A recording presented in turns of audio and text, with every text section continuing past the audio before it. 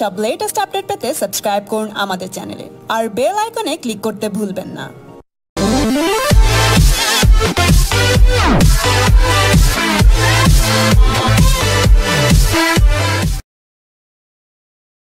Ban করাকরি যে সংস্কৃতিটা চালু হচ্ছে, যে কোনো কাউকে ব্যান করতে হলে কোনো সমিতির আমি জানি একটা এজিএম করতে হয়, অথবা এক্সিকিউটিভ মেম্বারদের নিয়ে একটা মিটিং করতে হবে, এজিএম করতে হবে, রেজুলেশন তৈরি করতে হবে। তারপর ওনারা দুজন মিলে জায়েদ খান, মিশা, রিয়াজ তিনজন মিলে ব্যান করে দেয়।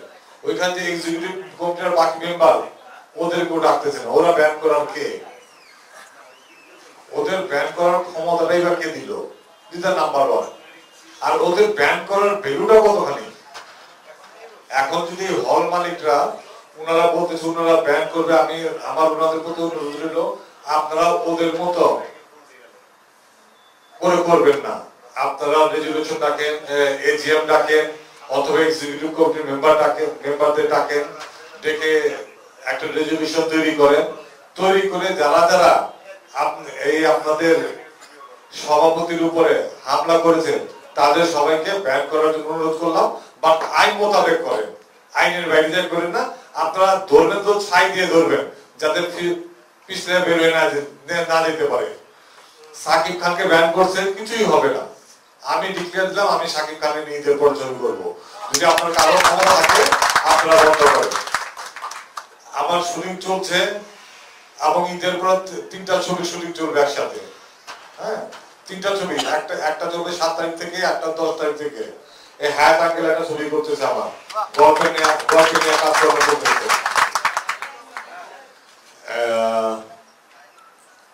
আমার ছবি চলবে। যদি আপনারা বন্ধ করতে পারেন, একটা সিনেমার একদিনে শুটিং বন্ধ করতে পারেন, তাহলে আমি ইংরেজি চলচ্চিত্রে চলে যাব।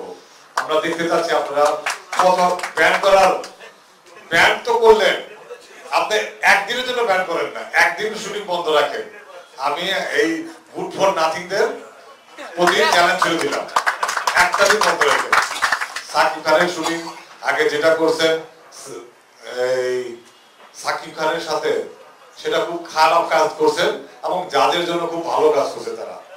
অনেকে আমাকে বলে আপনি কি এদের আন্দোলনকারীদেরকে টাকা দিচ্ছেন নাকি? আমি বললাম কেন? কারণ রংবাদ ছবিটা যদি ঈদে আসতো, যাদের হল আরো 50 থেকে 60টা কমে যেত ডেফিনেটলি, তাই না? রংবাদের একটা নাম ডাকছিল, যে কোনো ছবি ভালো হোক খারাপ হোক একটা আওয়াজ থাকতে হয়। যেমন গত ঈদে মেন্টাল অনেক হল পাইছে, ছবি ফ্লপ গেছে, চলেনি, ডিফারেন্ট থিং, বাট ছবির একটা আওয়াজ ছিল। রংবাদ ছবির একটা আওয়াজ ছিল। রংবাদ ছবি আসলে ডেফিনেটলি রঙের সাথে শেয়ার করতো, বস্তুর থেকে কিছু হল নিত নিয়ে রংবাদ ছবিটা 70টা হল পাইলে আমার 70টা হল কমে আসতো। এরা আন্দোলন করে, ব্যান করে, এই করে ওই করে, কত কিছু করে রংবাদ ছবিটা ফাইনালি ঈদে আসতে দিল না। ওদের যত আক্রোশ সব সাকিব খানের উপরে। আচ্ছা, যেহেতু আমি সাকিব খানকে একটু শেল্টার দিলাম, হয়তো সাকিব খান আমার সাথে বসতেছে, ছবি করতেছে, এখন আসলে আমার উপর আক্রোশ। এসব কিছুই আসে যায় না গুড ফর নাথিংদের। এদের আক্রোশ গুড ফর নাথিং, এদের ব্যান করা গুড ফর নাথিং, কিছুই হবে না। আর আমরা যখন ব্যান করব, তারা আজীবনের জন্য ব্যান হয়ে যাবে। আপনারা জানেন আমি আর আগে একবার এক ডিরেক্টরকে ব্যান করেছিলাম, 2 বছর তার ছবি রিলিজ হয়নি। এক হিরোকে ব্যান করেছিলাম, 2 বছর তার ছবি রিলিজ হয়নি। তারপর অনেক মাপ চাইতে তারপর মাপ করেছিলাম। সো আমরা যখন ব্যান করব, আজীবনের জন্য ব্যান করব, টাকা ছাড়া হবে না। ঠিক কিনা সভাপতি সাহেব? হ্যাঁ, সভাপতি সাহেব, আমি এই কথাটা বলতে পারি কারণ আমিও এক্সিকিউটিভ প্রদর্শন সমিতির একজন মেম্বার না, মনে আমি সবচেয়ে বড় মেম্বার। আমি 10টা ভোটের অধিকারী এখানে। আমার 10টা মেম্বার, 12টা এখন হয়নি। 10টা হলের মালিক ওই সমিতির মেম্বার, আমার হল আছে 12টা। সো আমার সভাপতিকে আঘাত করছে মানে আমাকে আঘাত করা। সো আমি সভাপতি সাহেবকে এবং আমাদের এখানে যে অ্যাডভাইজার আছে এবং আঙ্কেল আছে, সাইফুল আঙ্কেল আছে, তাদের সবাইকে, এবং আমাদের সেক্রেটারি উনি আজকে অসুস্থ আছেন, চিকুনগুনিয়া উনি আসতে পারেনি, তাদের সবাইকে অনুরোধ করব ঈদের পর যেদিন অফিস খুলবে তার একদিন অথবা 2 দিন পরে আপনারা জরুরি মিটিং কল করেন। সমস্ত নট এক্সিকিউটিভ মেম্বার, সমস্ত হল মালিকদের নিয়ে একটা মিটিং করেন, সেই মিটিং এ আপনারা ভোট নেন, আমরা কি তাদের ব্যান চাই কি চাই না। আমরা যদি ব্যান করে দেই তাদের ছবি আর কোনদিন চলবে না। আবার যদি ব্যান উঠাইতে হয় তখন আবার এই জিএম লাগবে, জিএম করতে হবে, অথবা এরকম একটা মিটিং করে ব্যান উঠাইতে হবে। আপনারা দুইজন মিলে, সভাপতি সাধারণ সম্পাদক দুজন মিলে যে ব্যান উঠা দেবে এই ক্ষমতা যদি না থাকে, আমি আপনাদের সবার কাছে, প্রদর্শক সমিতি সবার কাছে অনুরোধ থাকবে, এই সিদ্ধান্ত নিবে হল মালিকরা। আপনারা সভাপতি আর সাধারণ সম্পাদক মিলে নেবেন না। এটাকেই বলে ছাই দিয়ে ধরা। দেখবেন শিং মাছে ধরে ছাই দিয়ে ধরে, যাতে শিং মাছ পিছলে যেতে না পারে। তো ধরবেন তো ছাই দিয়ে ধরে, এটাই। আর ওদের তো আন্দোলন যেটা করলো পুরাই ব্যর্থতার ঢাকতে, ওরা যে ব্যর্থ, আর কি দিয়ে ঢাকবে, কি মুখ দেখাবে। দেখলাম আমরা এদের দুজনকে ব্যান করে দিলাম, মানে আমরা জয় হইলাম। এটা ওদের যে কর্মী, যে সদস্য আছে তাদেরকে এটা বুঝ দেওয়ার চেষ্টা করি, যদিও তাদের সাথে কোনো সদস্য নেই, তাদের সাথে এক্সিকিউটিভ কমিটির মেম্বারও নেই। আমার একটা লিখিত কি বলে কি বলে প্রেস নোট আছে, আমি এটা পড়ে শোনাচ্ছি। যদি আমার পড়া খুব খারাপ, আমি খুব ভালো করতে পারি না, তবু আমি পড়ে শোনাচ্ছি। যদি আমার পক্ষ থেকে ভালো করতে পারতো তাহলে ভালো হইতো। প্রিয় সাংবাদিক বন্ধুগণ, ঈদের আগে আনন্দ ঘন সম্পৃক্ত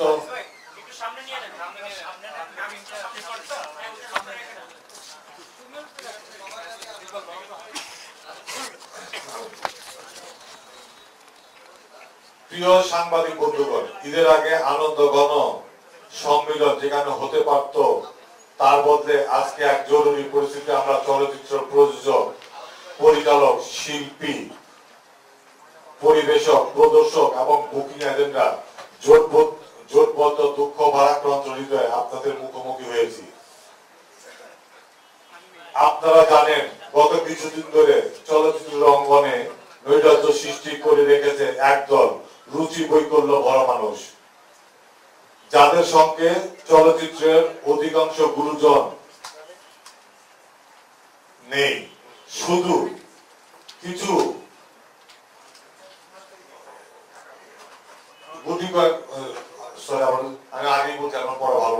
শুধু কিছু আস্থাবাদের অগ্রজ বিভ্রান্ত হয়ে যোগ দিয়েছে তাদের সঙ্গে। এই নৈরাজ্যের বিরুদ্ধে এফডিসি ও সরকারের ব্যবস্থা গ্রহণের আহ্বান জানিয়ে আমাদের সম্মেলন শুরু করছি। পরিপ্রেক্ষিত ব্যাখ্যার পাশাপাশি আমরা কিছু সিদ্ধান্ত আপনাদের কাছে তুলে ধরব। প্রিয় সাংবাদিক বন্ধুগণ, আপনারা জানেন 2008 সালের আগে বেশ কয়েক বছর ধরে চলচ্চিত্রের কি অবস্থা ছিল। অশ্লীলতায় ঠাসা প্রায় আইএমএ জাহেলিয়াতের যুগ, যেখানে অন্যতম অংশ ছিল আজকের পরিচালক সমিতির সাধারণ সম্পাদক বদিউল আলম খোকন ও শিল্পী সমিতির সভাপতি মিশা সওদাগর। অশ্লীল ছবির পরিচালনাকারী যখন পরিচালক সমিতির উচ্চ পর্যায়ে নেতা হয়ে যান, তখন পরিচালক সমিতির মান সম্পর্কে জনমানুষের ভুল বার্তা পৌঁছাতে বাধ্য। অন্যদিকে অসংখ্য অশ্লীল চলচ্চিত্রের খলচরিত্র অভিনেতা এখন ব্যক্তিগতভাবে খলরূপে অভিভূত হয়েছেন, যারা যখন তখন হাস্যকর ভাবে নিষিদ্ধ করছে সবাইকে। অথচ পরিচালক সমিতির সাধারণ সম্পাদক যখন নায়ক রাজ রাজ্জাককে নিয়ে কটূক্তি করেন, তখন সেই সমিতি তার বিরুদ্ধে ব্যবস্থা নেয় না, বরং সেটাকে তারা অ্যাপ্রিসিয়েট করেছে। কিংবা মধুমিতা হলের কর্ণধার ইফতিকার উদ্দিন নওশাদের উপর হামলার কোন নিন্দা তথাকথিত চলচ্চিত্র পরিবার জানায়নি, যা তাদের পক্ষপাতিত্বের নির্দেশ করে দেয়, যা বুঝিয়ে দিয়েছে চলচ্চিত্র উন্নয়ন নন, বড় ব্যক্তিক্ষোভ মেটানোর পন্থা হিসাবেই তারা নৈরাজ্যকে বেছে নিয়েছে। তথাকথিত 14 সংগঠনের নামে, আন্দোলনের নামে যে নৈরাজ্য, তাতে অধিকাংশ গুরুজনের অংশগ্রহণ নেই। তারা এসবকে তারা নিন্দা জানিয়েছেন। চলচ্চিত্রের কিংবদন্তি সারা বেগম কবরী তার মতো জানিয়ে বলেছেন, মিশা জায়েদ ব্যক্তি স্বার্থে নোংরা রাজনীতি করছে। দুঃখজনক হলে সত্য, আমাদের শ্রদ্ধাভাজন কিছু অগ্রজ বিভ্রান্ত হয়ে পুরো সত্য না জেনে নৈরাজ্যকারীদের সমর্থন করছে। আশা করি তারা আসল সত্য জেনে আমাদের প্রকৃত গুরুজনের মতো আমাদের ভুল ধরিয়ে দেবেন এবং আমাদের পাশে থাকবেন। সম্মানিত সাংবাদিকরা, আপনাদের কলমে আমাদের ভুল ত্রুটি কিংবা ভালো মন্দ দেখতে পাই, যা জনগণের কাছে দ্রুত পৌঁছে যায়। আপনারা সবসময় সুন্দরের পক্ষে ছিলেন, এখনো থাকবেন, সে বিশ্বাস আমার আছে। সত্য যাচাই করে সঠিক দিক আপনাদের লেখনী অব্যাহত থাকবে, এটি আমরা বিশ্বাস করি। আপনারা জানেন এই সরকার অশ্লীলতার বিরুদ্ধে কতটা কঠোর। যৌথ চলচ্চিত্র নীতিমালায় এই সরকার ঘোষণা করাতে অনেক প্রযোজক দেশীয় চলচ্চিত্রে লগ্নি করা থেকে করতে ফিরে এসেছে, যা আমাদের মৃতপ্রায় চলচ্চিত্রকে চাঙ্গা করেছে, যা তার আগে থেকে সমস্ত বিষ পান করে কণ্ঠনীল হয়েও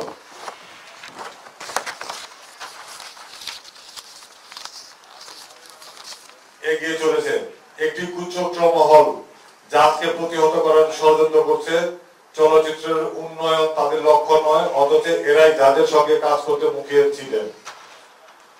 শিল্পী সমিতি তথাকথিত সাধারণ সম্পাদক তার অন্তর্জালা আমাদের মাধ্যমে আনতে না পেরে তার নিজের অন্তর্জালা মেটাতে নৈরাজ্য ও সন্ত্রাসের আশ্রয় নিয়েছে। আপনাদের অবগতির জন্য জানাচ্ছি, বিজ্জল সাহেবের কাছ থেকে জাজ অনেক টাকা পায়, সেটা না দেওয়ার জন্য তিনি তথাকথিত আন্দোলন করছেন, যার পরিচয় অতীত সন্ত্রাসী পরিচয় সম্পর্কে আমরা সবাই সমগ্র জ্ঞাত। সম্মানিত কলম সাংবাদিকরা, জাজের হয়ে দৃঢ়ভাবে জানাচ্ছি, আমরা যথাযথ নিয়ম মেনে করছি। চিত্রনাট্য কমিটি জমা দিয়েছি। যারা চিঠি দিয়ে প্রিভিউ কমিটিকে প্রভাবিত করার চেষ্টা করেছে তাদের মতো অন্যতম পরিচালক সমিতির সভাপতি মুশফিক রহমান গুলজার, তিনি বস্তু দেখে প্রথম অনুমোদনে কোনো আপত্তি করেননি, অথচ নতুন ষড়যন্ত্রের হোতা হিসাবে এখন বলছেন উনি অনেককে চিনেন না। উনার পক্ষে সবাইকে চেনা সম্ভব নয়, কারণ তিনি নিজেকে অনেক প্রবীণ মনে করলে পরিচালনায় নতুন। আমরা সেন্সর বোর্ডকে ধন্যবাদ দেই তাদের সাহসিকতার জন্য, কারণ একজন সদস্যকে উন্মাদদের ন্যাক্কারজনক হামলার পরও তারা আনকাট সেন্সর দিয়েছেন। অশ্লীল ছবি নির্মাণ বন্ধের কারণে তাদের অর্থের সমাগম বন্ধ হয়ে যাওয়ায় তারা এক বদ্ধ উন্মাদ হয়ে গেছে। তারা এখন সেন্সর বোর্ড মানেন না, প্রিভিউ কমিটি মানেন না, চিত্রনাট্য পরীক্ষা কমিটি মানেন না, আদালত মানেন না। মনে হয় তারা যেন এফডিসিতে একটি সরকার কায়েম করেছে, যার সবকিছু ঠিক করবে। আমরা চলচ্চিত্রের সুস্থ অংশ জোটবদ্ধ হয়ে মনে করি এই নৈরাজ্যকারীরা কেবল বাংলাদেশ চলচ্চিত্র ধ্বংস করে না, বরং দেশের অস্থিতিশীল পরিস্থিতি সৃষ্টির পায়তারা আছে এখনো এখানে, যার প্রতি সরকার এবং এফডিসি কর্তৃপক্ষের দৃষ্টি আকর্ষণ ও দ্রুত ব্যবস্থা করে দাবি করেছি। সাংবাদিক ভাইরা, ঈদের পরে কিছু সিদ্ধান্ত বাস্তবায়নের প্রক্রিয়া আছে জাজমানি মিডিয়ার। এগুলো বন্ধ হলগুলো চালু করার ব্যবস্থা, পাশাপাশি নতুন সিনেমা হল করবে। আমরা ঈদের ছুটির 7 দিনের মধ্যে সরকার ও এফডিসি কর্তৃপক্ষের কোনো ব্যবস্থা না নিলে সুস্থ ধারা চলচ্চিত্র জোট এফডিসির সামনে অবস্থান নেবে এবং সমাবেশ করবে। সিনেমা হল 3 নম্বর, সিনেমা হল বাজাতে জাজ বছরে 18টি সিনেমা করবে আমাদের। এটা হলো লিখিত না, আমার বক্তব্য এখানে শেষ করি। এবারে প্রযোজনার ক্ষেত্রে নিয়মটা হলো, আপনি সিনেমা শুটিং এ যাওয়ার আগে প্রথমে পরিচালক সমিতির নাম নিবন্ধন করবেন। আমরা পরিচালক সমিতির নাম নিবন্ধন করেছি। তারপর আপনি প্রিভিউ কমিটিতে চিত্রনাট্য জমা দেবেন। আমরা চিত্রনাট্য জমা দিয়েছি।